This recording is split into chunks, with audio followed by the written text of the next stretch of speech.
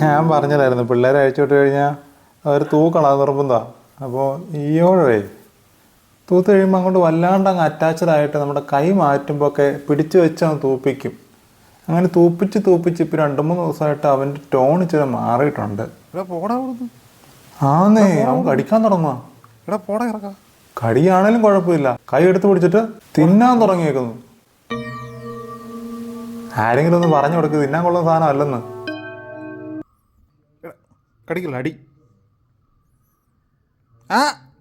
ഞാൻ പലരോടും ചോദിച്ചു, പലരും പറയുന്നത് ഇഷ്ടം കൊണ്ടാണ്, നിങ്ങളോടുള്ള അറ്റാച്ച്മെന്റ് കൊണ്ടാണ്.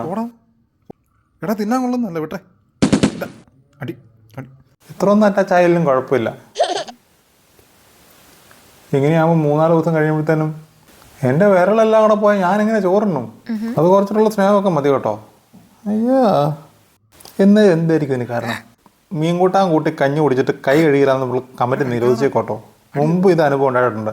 അത് ഈ മഞ്ഞ വെള്ളം കോമ്പിനേഷൻ കളറുള്ള പൂച്ചകൾക്കാണ് ഈ ഒരു അസുഖം കൂടുതലെന്നാണ് എനിക്ക് തോന്നുന്നത്. അമ്പാൻ ഇങ്ങനെയൊക്കെ ചെയ്തിട്ടുണ്ട്, പക്ഷെ വല്ലപ്പോഴും മാത്രം. ഇത് പക്ഷേ ഇച്ചിരി കടന്നുപോയി.